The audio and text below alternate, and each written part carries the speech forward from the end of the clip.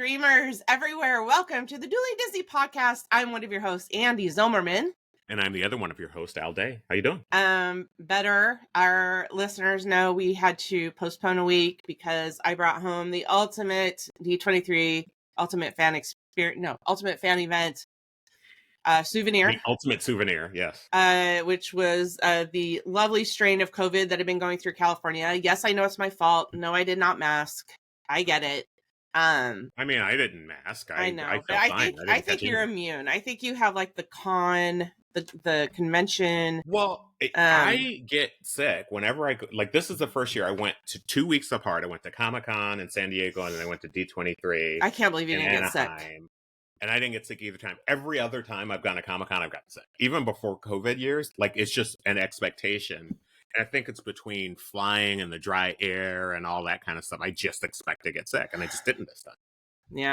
Yeah, it was. And the exhaustion. That's the other piece. It's just the exhaustion. So exhausted. I don't know how you did it twice, except that the more I think about it, because I had a lot of time just laying in bed, thinking. So it was good because I thought about that, like how I just need to do things differently. And we've been to D23 once before, and it was different. It was different this year. Yeah, because they opened the Honda Center for what used to be in Hall D23, I think it made it less. And we'll get into it, but I think the Honda Center made it less like go for me anyway. Well, that's interesting because I had a different experience. So okay, we'll talk about all that. But first, what about your Disney week? Did you have one? Getting back into the swing of work. We're back in the swing of work. We are finished this weekend. Is the weekend before classes start. So orientation started last Tuesday. So students are back at my university, and we've been super busy and working and all that sort of thing. And so this week I've been busy, but I was walking my dog yesterday, and I mentioned this podcast a few episodes back, but I had not caught up on it. And it's a podcast Disney puts out just about recordings. They just have recordings. We'll put the name of it. Hold on, let me pull the name of it up. Will we? Because I don't know what you're talking about. No. It's Disney: A Recorded History, the podcast. Oh. They find audio tapes from over the years. Well, anyway, yesterday. What? How do I know about this? I've talked about. I'm almost positive I've talked about this. I do not remember. And so they just go through the history and have old recordings. So I listened to while I was walking Gotham for an hour because I really wanted to tire him out.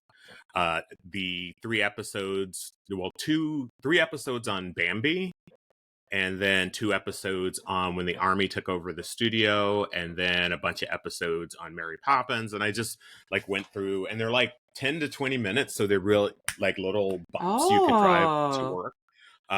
But it's a lot of these interviews that you've never heard because they're from the archives. So it's like, hey, somebody from the company sat with Walt and they just talked about Bambi for an hour. And this is sort of the excerpts of that interview kind of thing. It's really cool.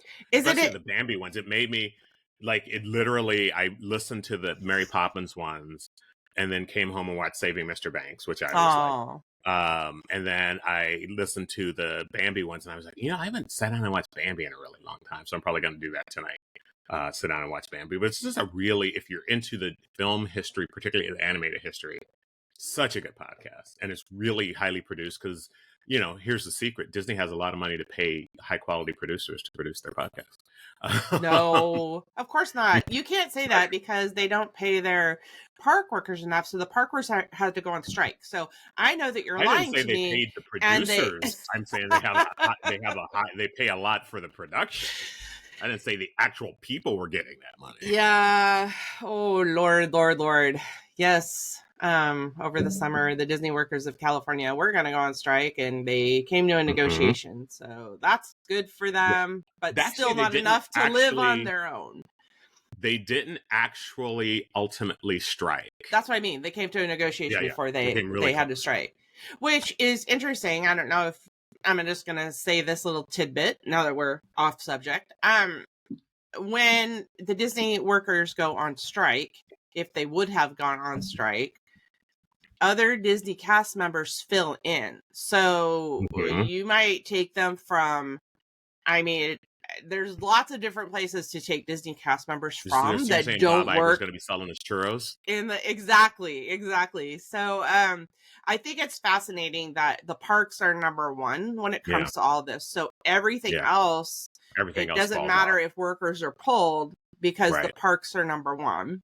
Well, it makes sense because like somebody comes to the park, they've spent their whole, year planning it, and that's the only day they can be there, but I also don't want to get confused. I know in our conversations you have often railed against unions, but I for one am pro union. Oh my God, give me a break. That was sarcasm, I mean, people. if I got to hear again how much you hate unions. Yes, Lord. As a teacher, I hate unions. Gosh darn it, don't stand up for me. Yeah. Trust me, right now I'm very pro-union. Yeah. If you want to look at employees going on strike, check out the Beaverton School District. We're in negotiations right now.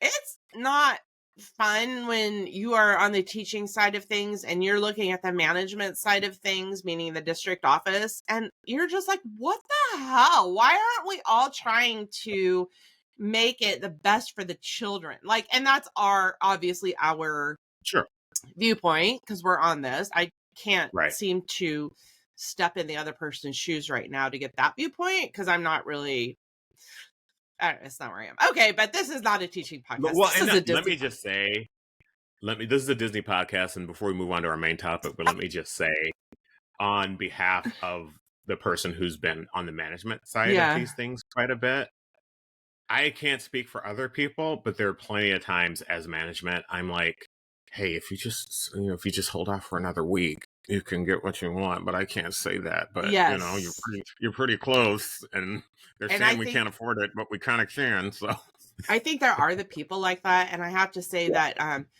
so our admin, like our principal and vice principals, they're not, I mean, they're technically management. They're not part of our union, but I know that they are behind us as teachers. They were all teachers themselves.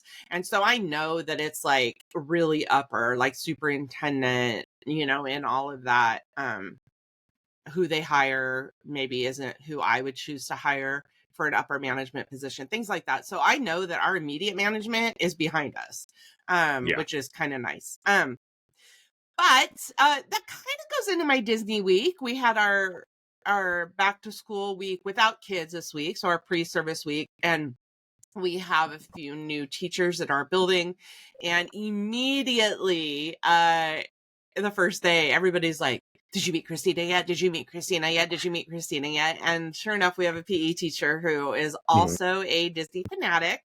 Nice. And so that is the podcast. All right. Just for being a PE teacher on the podcast. Look, I can do that. Look, we're just trying to do content here. Come on. Actually, there are quite a few of us at school who are Disney people. And so I was thinking about starting my own little Mickey Mouse club at school. We've got a few. In fact, my friend Kristen, her daughter went to the Disney college program, so we have all that to talk about. We've got plenty of people who go to Disneyland on a regular basis that wear the Disney, well, like what I'm wearing, like what you're wearing right now, right? You always got to have something a little bit to show that you're a fan, kind of thing. I usually have my Superman pin on. I know you do, but I actually love that jersey. I love this jersey. So that is Disney. I can't believe Disney is going to be 70 next year. It's just crazy. I remember when they were Disneyland. Sorry. Oh my gosh. Sorry. Disneyland. Yeah. Yes. Remember we used to go in the 35th all the time. I have my 35th paraphernalia right there. I don't know how I'm that old, and I'm sure my mother and her generation are thinking the same thing. I heard my parents used to go when it was the 35th. Yeah. Anyway, that is my Disney week. And so we have not talked to you all since we've been to the D23 Ultimate Fan Event, though. If you're Disney, really, quite frankly. And that is true, too. And each other, really. Yeah, we haven't really talked since we left D23, huh? Other than to say, I'm sick. Yeah. We texted a lot about, hey, I'm sick. Look, can we do it this week? No, I can't do it. I'm still sick. But I was gonna try to pull it together last weekend, and And you know how you can tell from somebody's texts that they're like not ready. And you're like, no, I can do it if you want to. I'm like, why is my text sneezing? I don't understand how that No, happened. funny. Like, yeah, no, we'll be fine. We can postpone it for I'm like, okay. Normally I'm like, no, I can pull it. I'm like, okay, I can't.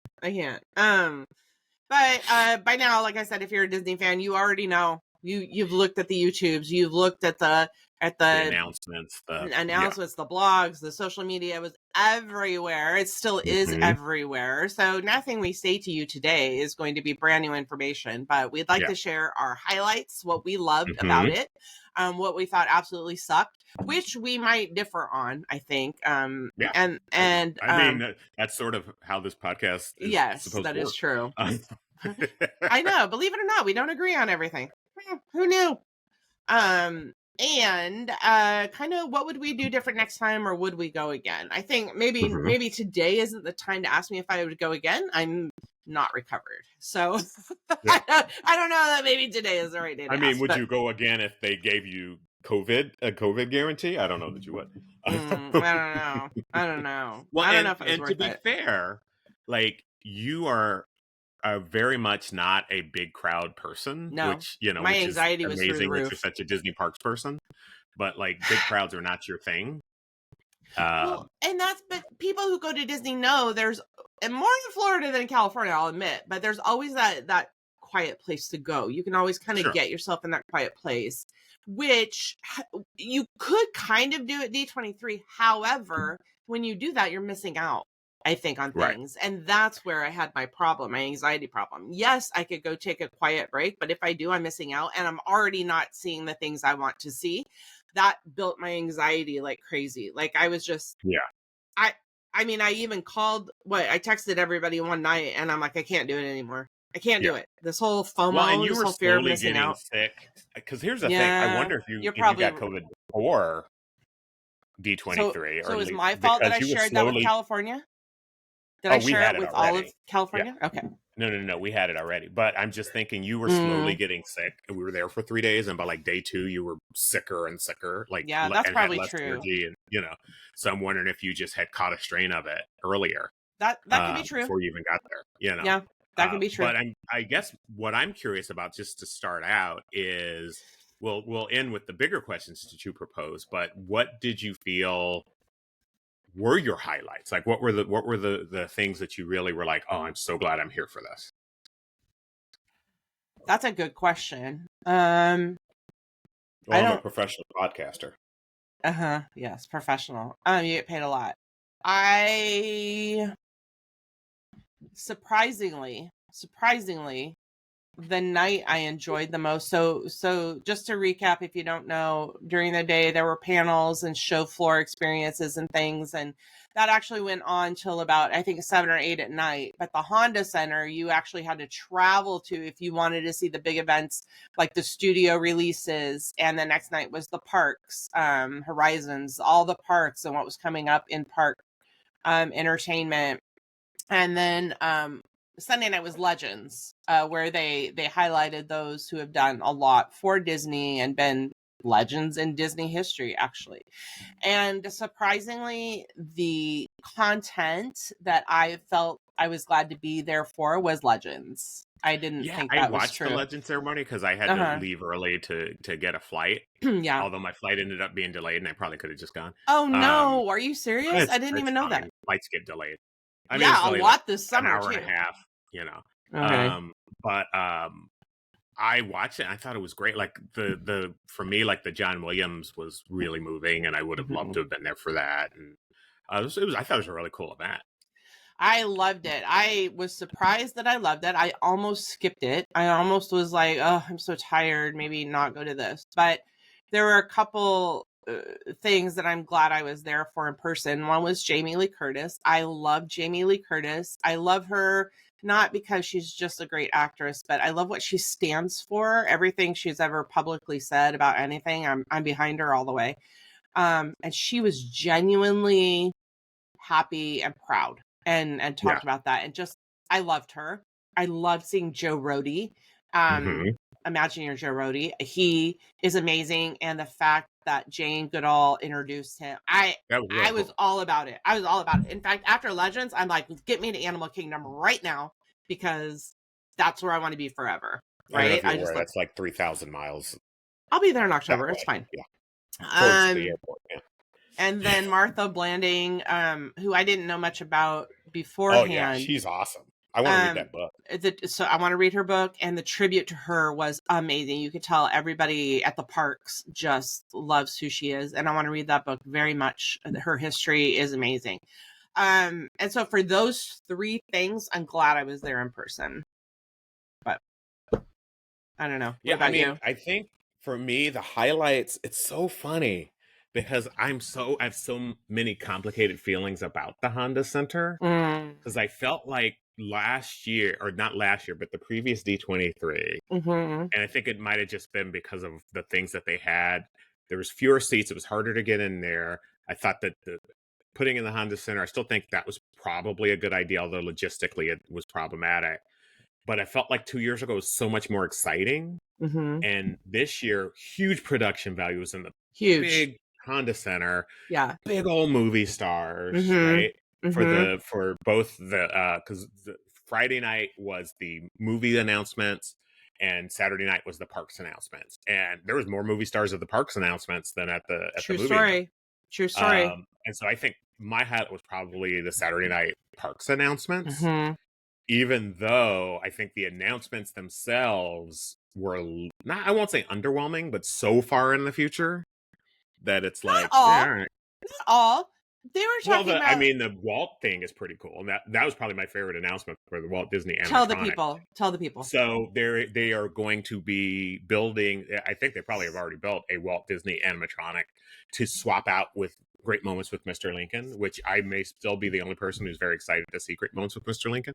So I'm really glad they're not just replacing it, but where there's an animatronic of Walt in his office and talking about, sort of his whatever his legacy. I don't know. It hasn't been produced yet, but it's going to like alternate with Great Moments with Mr. Lincoln. So I'm super excited about that. But that was also probably the only announcement specifically to Disneyland itself.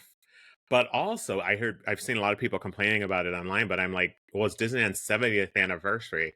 They're not going to do a major renovation right before the 70th. Like, they're trying to get everything up and running. They're trying to get, Tiana's Bayou up and running, which is announced to open in November. So I'm really excited about the Walt animatronics, but also they had really big, like Billy Crystal just walks out at some point. I love Billy Crystal. I love that. That was just really cool. The Rock was there the night before, and The Rock annoys me.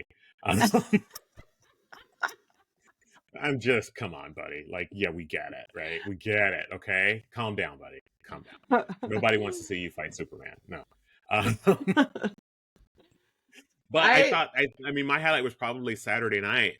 But I would also say that just the general vibe of the place is always good. But this is probably leaning into more of the things I was disappointed in. And I don't know if it's just because of my time or being with a larger group than I'm normally with, but I just felt like there wasn't as much to do on the show floor as there was the last time we were there. Right? Like, I felt last time I could spend time just in the pavilions a whole day, and I didn't feel like there was enough on the show floor that wasn't selling me something. See, I just like, here, look at stuff. Here's where I disagree with that, though. I disagree. I think there were a lot of things I wanted to do that I didn't get to do. And a lot of it was experiential. So those were lines just like you would see at the park. They had a queue to get in, just like you would see in the park. I think that we didn't get in to see the Imagineering new attractions. Like, they showed the new carousel ride that was coming to the Tropic Americas. Logistically, because they wanted to do it after the parks panel, which was Saturday night, so they only had those rooms open on Sunday. Well, that's true. The line, if they had those rooms open all 3 days, But I really wanted to do the experiences that National Geographic was offering, and Yeah. I wanted to do the experience that Avatar was offering, and there were a lot of Yeah. experiences I really wanted to do. But because you have to take out, I mean, just wipe out 4 hours of your day, getting to the Right. Honda Center, getting your seat, getting your dinner, doing the thing, getting back on the buses, which let's not even talk about transportation. We'll talk about that in the that we need to talk sucked about department. transportation, because that was the if anything, that ruined. I won't say ruined, but that was my downside. It was horrible. I did not love the transportation at all. By Legends, especially by coming Sunday right night, from it worked. Comic-Con, where they've got the transportation pretty locked tight. I was not happy with how transportation went. No. I was not either. And okay, so where was I know we're on tangents, and now I'm mad about transportation. I don't even know what I was talking about before. Experiences on the floor. Experiences on the floor. I think that if I skipped the Honda Center, if I didn't buy those Honda Center tickets and everybody was gone at like, by 4:30 to get to the Honda Center, I think that I would have enjoyed that part of the show floor, being able to experience what I want to without the large crowds. Well, let me tell you, what Sunday after you guys left for the Honda Center, I had like an hour before I had to leave for my flight. Yeah. Totally empty. Like totally could have walked on it. I was less interested, in the National Geographic and the Avatar. I feel like Arrested Development when they see George Michael's girlfriend. Every time Avatar comes up, I want to be like, her? Her? Avatar? True story. Okay.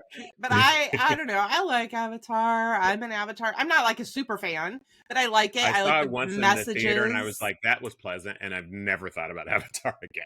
I also think if you go to Disney World more often, it's probably a bigger deal. It is. But I thought that was a cool land. I rode that ride. It was a cool ride.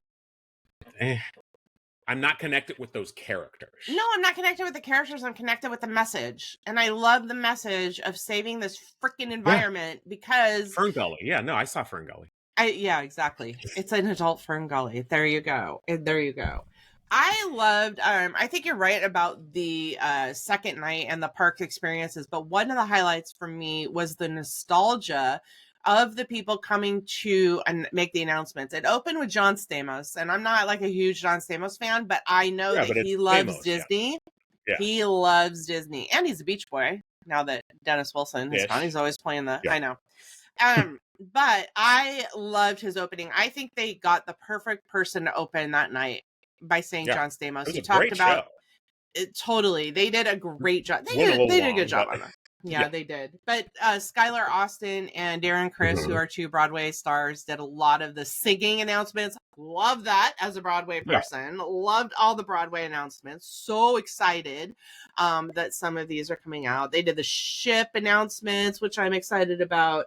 But you said that Disneyland wasn't getting announcement or attractions besides Walt Disney, but they're getting Coco. And I love Coco. But that's going in California Adventure. Both. Oh, you're right. But you're right. Everything else is California Adventure. And don't get me wrong, California Adventure could use the love. They announced a ton of stuff for California Adventure. Yeah. Right now, to me, California Adventure is a half-day park. So totally excited You're for right. it. You're right. And, logistically, I get it, right? They're not going to start tearing Disneyland apart, during the 70th anniversary, right? And it's sort of like why everybody's upset right now that people are upset online because they already opened Haunted Mansion Holiday. And I'm like, they're like, it's too early. I'm like, what do you mean it's too early? Well, because it's in July, late July. They opened instead of August. Like, it's going to be like a half year. And I was like, yes, but they normally open it in like late August. So it's only a couple weeks. Open it for a week, close it for 3 weeks, and then that doesn't make any sense. No, of course not. But let's talk about transportation.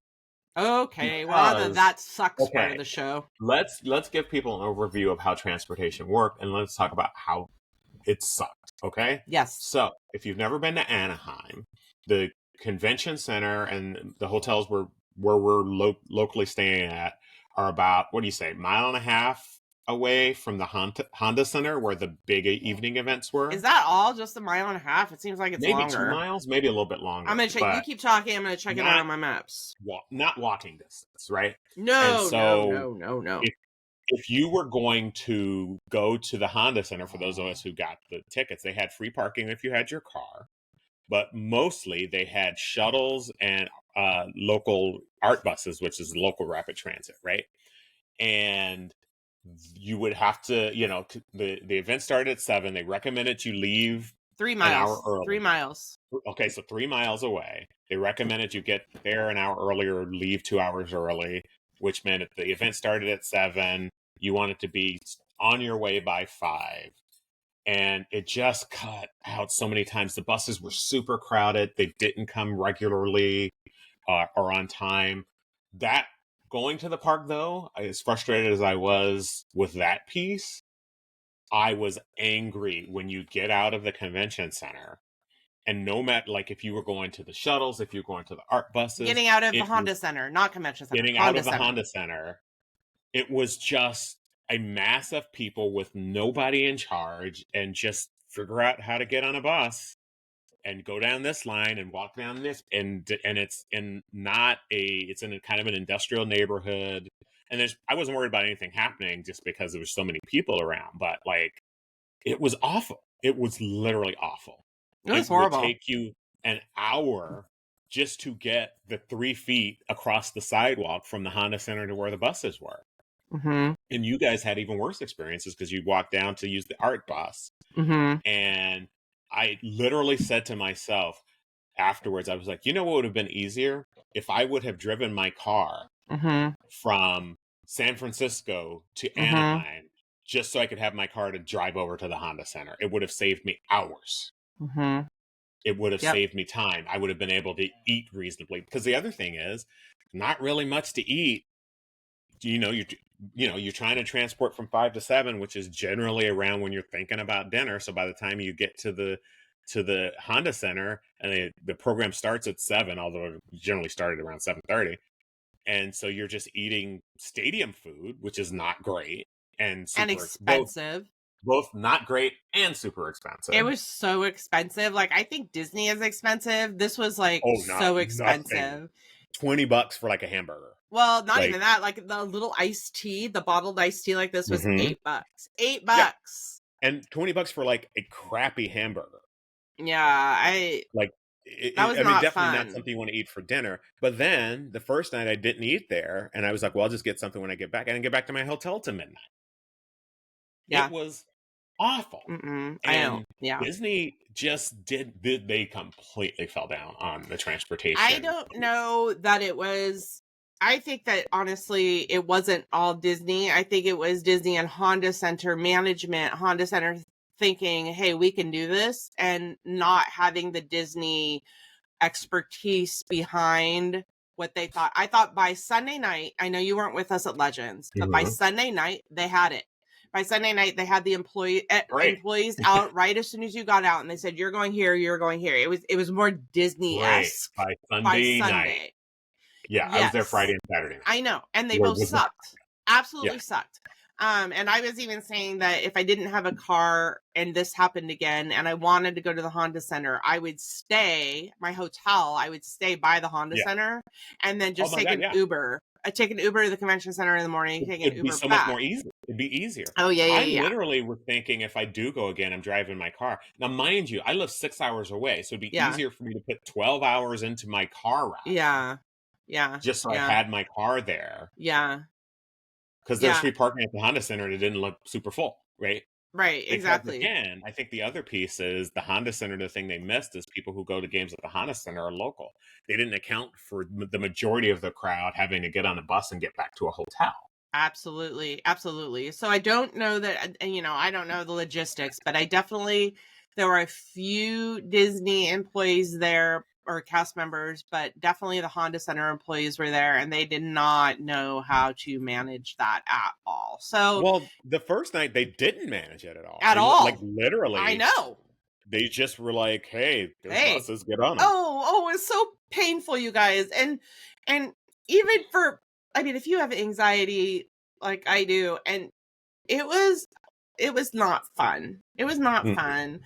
So it's not fun anyway. I did kind of appreciate, not that I was part of this group at all, but they did have, just so you know, if you're a Club 33 member, they had their own transportation. Oh yeah, Club 33 had, and I Club almost 33 lied has and their, said I was to get on the you Club can't 33 do bus. that. You would have to Because show something. Come on, what do you show? I don't know. They probably have like your labeled seat when you get on. But You I probably go have up a to the reserved Club seat. 33 bus, and I didn't know it was the Club 33 bus. And there was like no line, and I'm like, hey, I'm just asking like where to get on. And the guy's like, are you Club 33? Yes. And he kind of gave me a look. And I was like, no, because I'm my mother's child. And he was like, well, if you're not Club 33, you have to go there, and point it to the fifth circle of Dante's hell. Like, it was awful. It was, and quite honestly, like, to your question of whether the Honda Center is worth it, I would even rent a car while I was down there to make that part easier, or Uber, and just Uber like 2 or 3 blocks away, so you're not like getting stuck in the thing. Yeah. But for me, the thing that make me go, I don't know if the Honda Center was worth it, is the basic seats we had. Yeah. I didn't have my back against the wall of the Honda Center. You had one row in front of it. One row in front. Right. And you guys weren't any better. You were right in front of me. Right. Yeah. And so I'm sitting there going, I'm glad I'm in the room. I didn't care. But I'm looking at it on screens anyway. Yeah. Yep. Right. Yep. And so that's like, between the logistics and that piece, I'm like, I don't know that that's gonna be like. I definitely would go to D23 again. Mm-hmm. I don't know that I would pay the extra for the Honda Center again. I told Emma, who knows where my kids are going to be working by the next D23, right? I don't know where they're going to be working. It was extremely fun for me to see all the projects that Emma, my oldest daughter, worked on. I loved it. I loved hearing about it for the last year, the ups and downs, and then seeing it actually produced, right? Especially I loved the she helped out with the archives stages and pavilions, and the show floor where they had all the cars, all the Disney cars and the Marvel cars and the vehicles and Star Wars. I loved that. I thought that was very cool. She helped out with the Miss Piggy presentation, and so just to hear the background of that for so long and then to see it actually produced was very cool. So, but I will tell you that if Emma or Annika is not part of the Honda Center, it has nothing to do with the Honda Center, I'm not going to the Honda Center. I'm done. I don't need that. I will if it's simulcast. Sometimes I think they did that this time. They did 2 years before. 2 years before, when you couldn't get into Hall D23 to see it, they had other. I love that. Give me a comfy couch. Give me a comfy chair. Let me watch it. I'm with you. And so I will not go to the Honda Center unless there's a specific reason for me to go to. It's not worth it for me. Ceremony, I sat when I came home and watched it on my TV the next day. Yeah, and I haven't seen it on TV. That's great. So I'm with you. I'm not doing it. It's not for me. It is for a lot of people because 12,000 people were there. So I mean, a lot of people loved it. If I had floor seats, it would be for me, but the floor seats are not worth the price they were charging. So that's the thing. I probably won't do it again if my only option is nosebleed seats. Now, I want to talk about that in the tickets for a second. So for those of you who don't know and didn't listen to those podcasts, getting your tickets to go to D23 was similar to Comic-Con, where you had to like get on, get your place in line, wait, did you get them? Did you not? If you didn't get the 3 days with the 3 Honda Center passes, then you tried for one and piecemeal here, there, whatever. Yeah. We got the absolute cheapest seats you can buy, which I think were close to $300. And they were up in the top. Now, they did not have many of these cheap seats available. So by the time a lot of people got on to buy, they're like, wait a minute, there are no cheap seats. You're lying to me. Where were they? Well, they had like 20, right? I'm exaggerating. But out of 12,000 people, say that there were 100 cheap seats of the cheapest, right? Which we got. Those are going to be gone immediately. So by the time you get online, you might have like $400, $500, $600 seats, depending on where you are. And some people are like, yes, I don't care how much it costs. I'm going. There were a lot of those people. Yeah, we had the cheap seats. I don't know that other than being floor and part of the action, I don't know that I care at all. I don't know that paying $600 and being in level 300 versus level 400 made it for me. Well, here's the thing, and this is how I'll compare it to Comic-Con, right? My Comic-Con, for those of you who haven't been to Comic-Con, the biggest things happen in Hall H, which is a room that holds 6,500 people, right? And that's where all your big time movie stars and announcements happen. Now, Comic-Con doesn't have a thing where you pay or extra, but if you want to be in that room, you got to get in line super early. There's a whole bunch of stuff you got to do. There's opportunity costs, which is basically if you do Hall H, you're really not doing anything else that day. Mm-hmm. And I was getting frustrated for many, many years with Comic-Con until I said, you know what, I'm not going to bother with Hall H anymore. And then my Comic-Con got so much better, right? That if I don't worry about getting into Hall H, I'm going to be so much more satisfied with my experience. And I feel like the Honda Center is similar to Hall H in that, but it's not in terms of the logistics of getting in, because you gotta like, if I had it to do over again, the thing of leaving 2 hours early, I probably wouldn't do that. Like I don't think, like, we would leave so early and we'd sit there for like an hour before the show started. Like I wouldn't leave as early as I was doing, but I also would either drive myself or Uber over. But the sort of value proposition of what you get out of the Honda Center versus what you spend on the Honda Center just isn't there at those. You're either in a nosebleed seat or you're putting a second mortgage on your house to get floor seats, neither of which is really worth it for me for stuff that's gonna be largely on the internet. The other thing is, for the movies panel, there was nothing really announced in the movie panel that I didn't already know. And I hate to say this because I still want Comic-Con to get stuff. The only stuff that was like I hadn't seen had been shown in Hall H at Comic-Con. Yeah. Comic-Con got a lot of the announcements. For studios. And hey, if this might be blasphemy because this is a Disney podcast, if the last time I went, I was like, I don't know if I like Comic-Con better than D23. They're both very enjoyable. At this point, Comic-Con is so much better. It's just infinitely better. The transportation is better. The programming's better. The other thing is, okay, I get how D23 does their programming for non-Honda Center stuff is you get these reservations, which we haven't talked about yet. You go online, you get these pre-reservations for the stuff you really want to see. I don't know a person who got anything they wanted to see in that process. I didn't even bother to go to the one thing that I got. The one thing I got was when we already had to be gone for the Honda Center. Right. So it didn't matter. And if you don't get it through that, you have to stand in a queue line and they empty the rooms between programs, right? I get why they do that, but even a minor program that's not going to be full, because of the way you do it, you still have to wait in a queue line, and in a way that's really like no matter what program it is, whether it's going to be empty or not, you kind of have to wait an hour before. Yeah. And it just isn't working. I know that they went to Comic-Con and they take a lot of lessons from there, but it still feels like they took the wrong lessons, particularly around transportation. Comic-Con hires every bus in the known universe, and they know when the crowds are coming out. And when you come out of Comic-Con at the end of the night, when there's 10,000 people coming out, there's 10,000 buses, and they only slow up, and those buses are coming constantly, and they're just on top. And they've got tons of people going, you go this way, right? But Comic-Con can get volunteers because it's a nonprofit. D23's got to pay people. You've been to Comic-Con, not a lot, not as much as me, and you've been to D23. Considering this year's D23, and the anxiety in the crowds are still going to bother you, what would you say is a better experience? The other thing is Comic-Con has so much more diversity. I love Disney, but after 3 days, like only Disney gets a little old.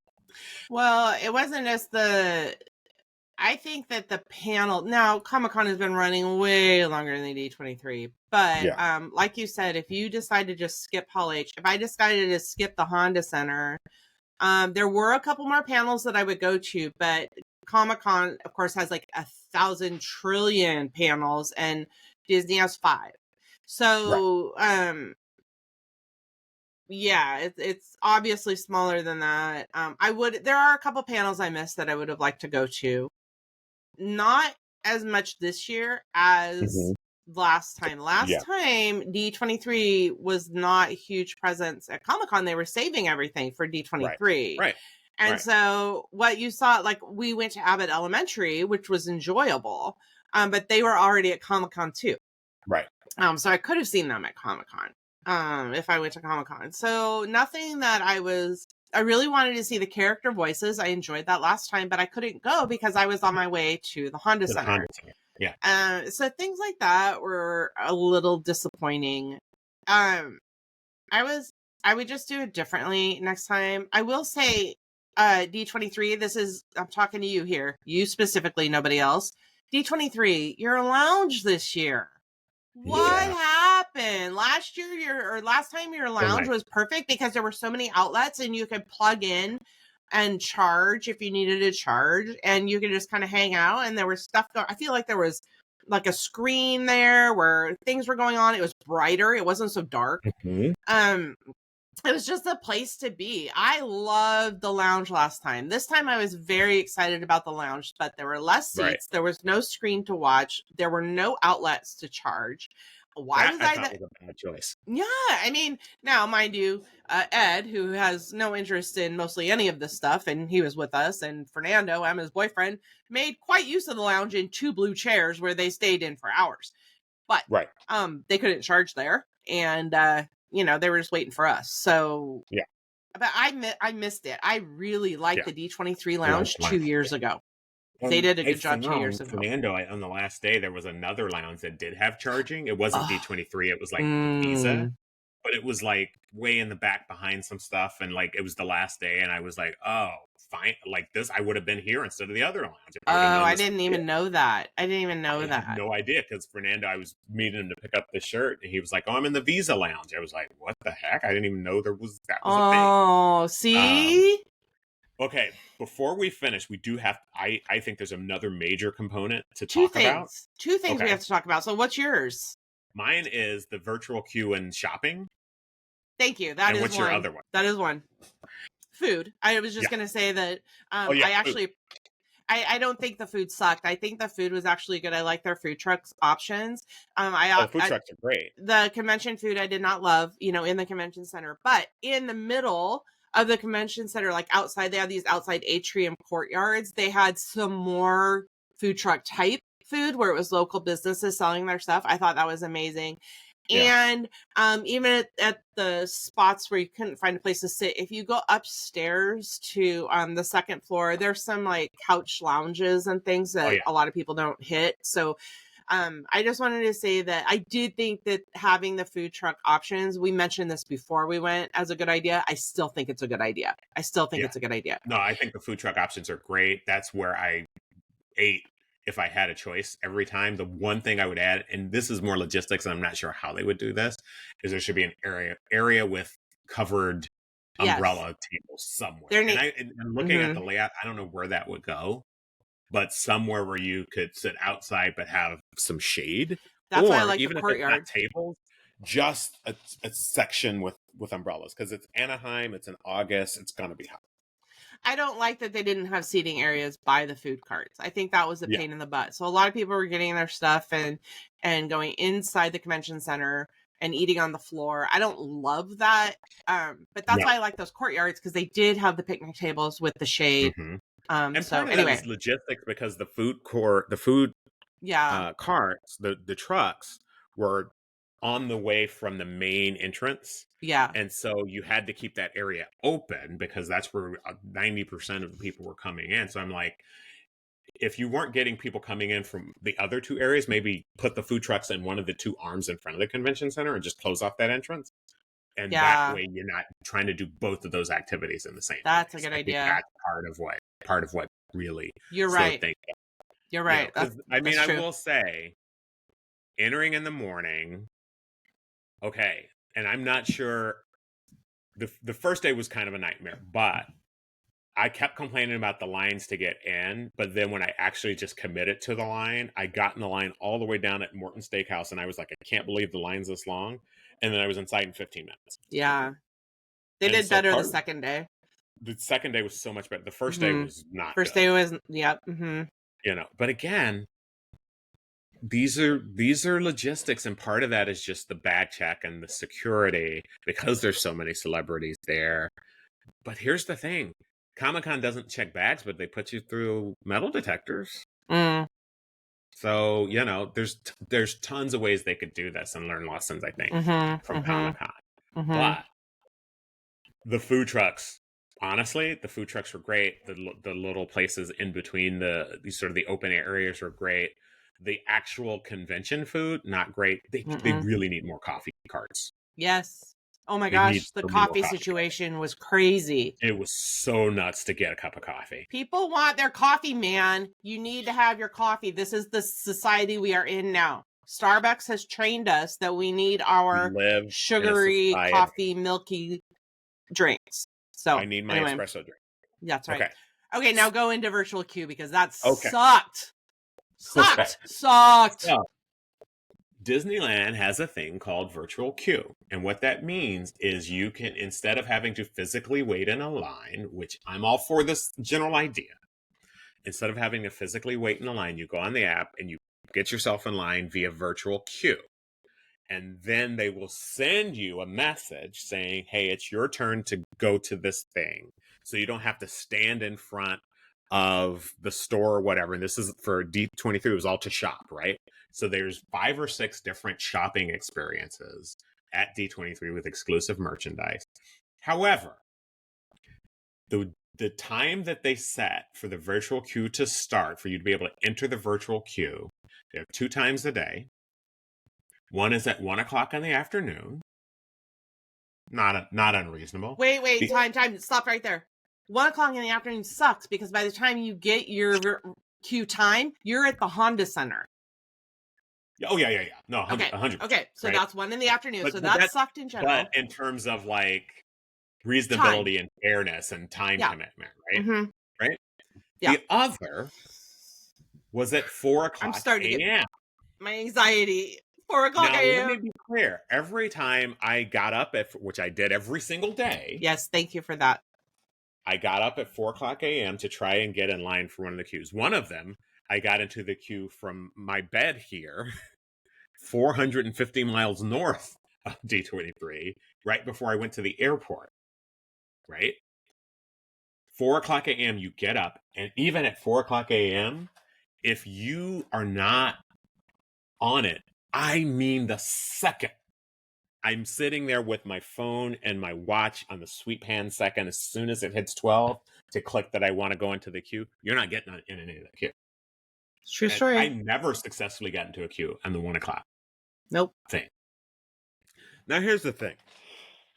You have to set it at some time. I get that.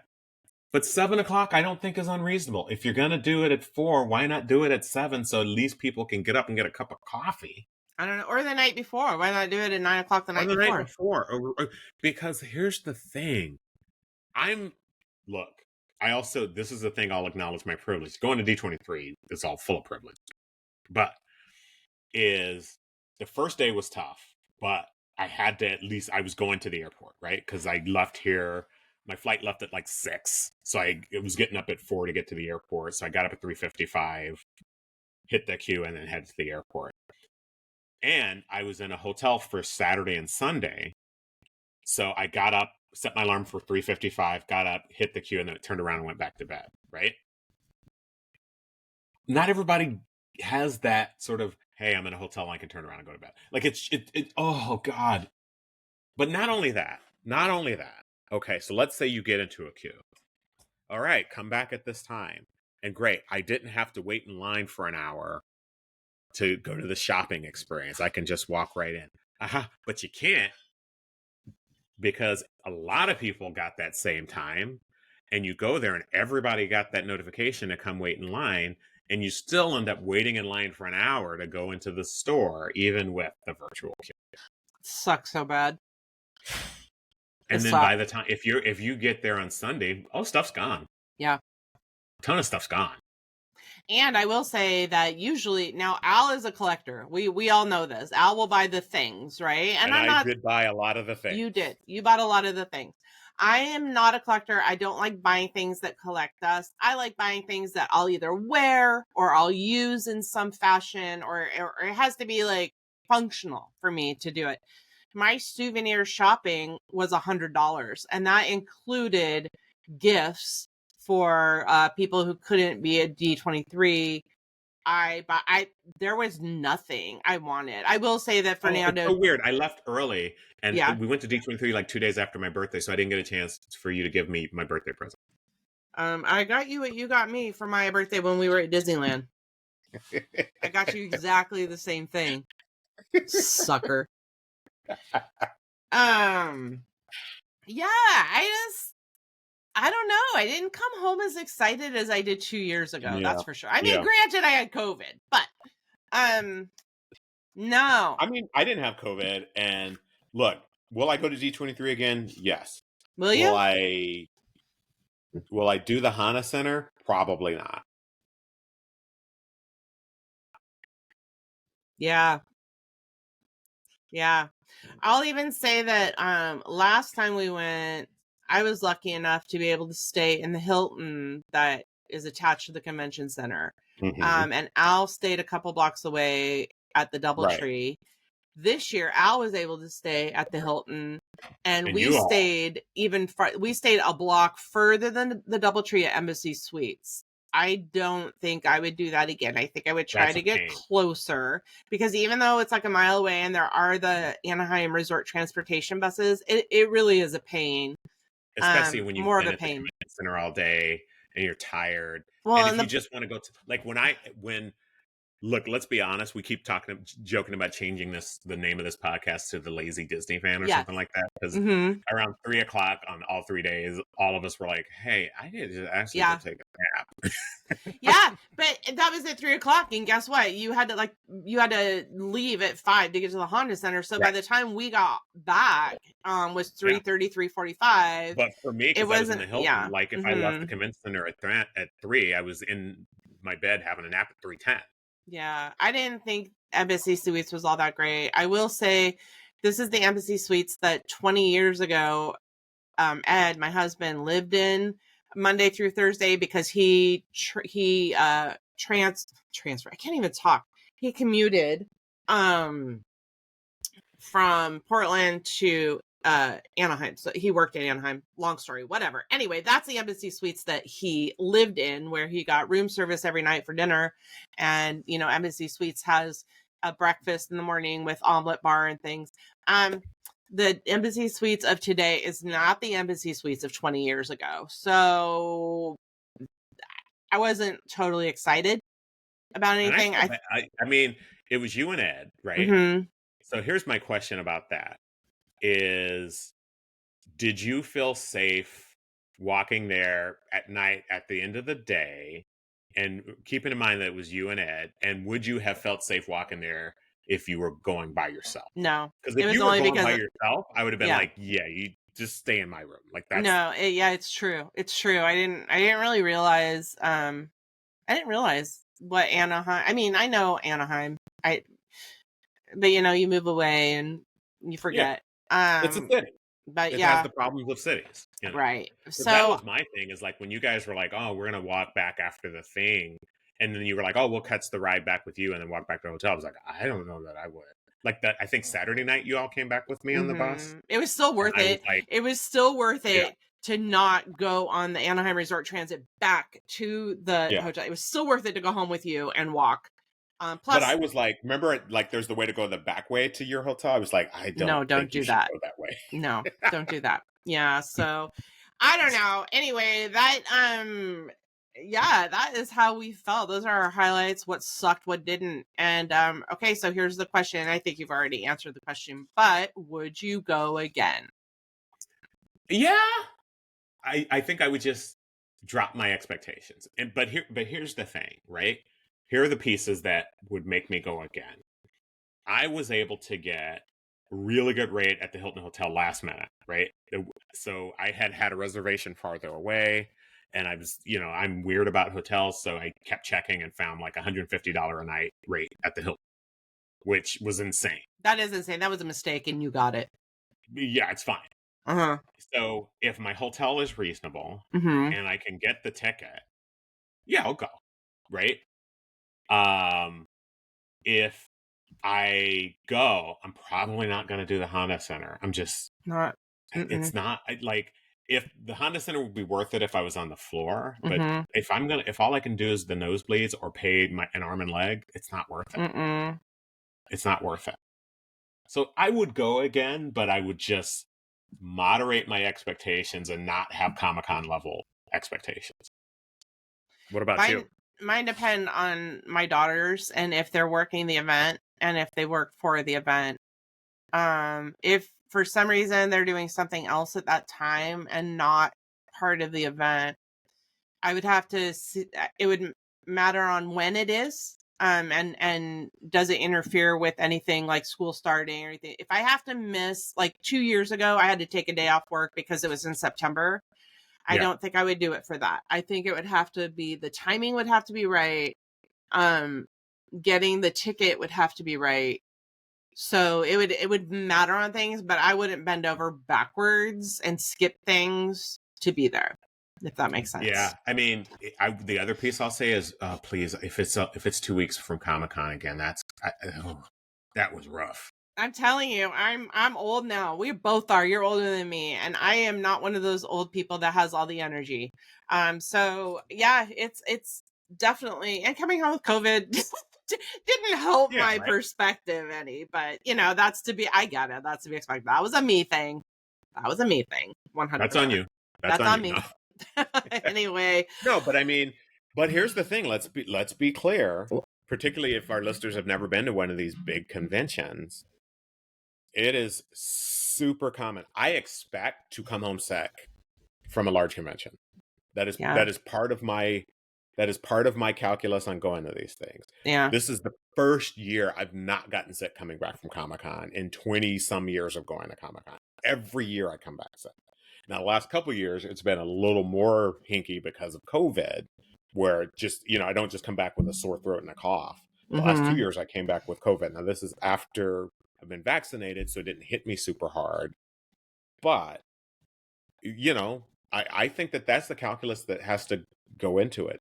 If you are, and I think a lot of our listeners that I've heard from really, resonate with some of the stuff you talk about, Andee, around being around large crowds and anxiety around that sort of thing. It is a large crowd for 3 days. You're in these crowds. You can mask. I recommend folks mask. We didn't. But I think part of the calculus is it is really hard to be in that kind of environment and not catch some kind of bug. Yeah, absolutely. Absolutely. So, well, there you have it. Thank you for all of you who have been watching YouTube. I've been watching those numbers go up. So thank you. Please make sure that you subscribe so you can hear all of our fun banter all the time. We're also on the socials at Facebook and Instagram at Dueling Disney. Also on Threads. We're on Threads. We are not on the one that shall not be named right now, but we are on Threads. We are on Instagram. We are on Facebook. You can find us. And if you want to be part of the Inside group, go to the Facebook page, Dueling Disney Community Duelists, hit join, and we will accept you to be part of our little group. Please remain seated with your seatbelts fastened. Wait for the podcast to come to a complete stop before disembarking. Permanece centavos, por favor.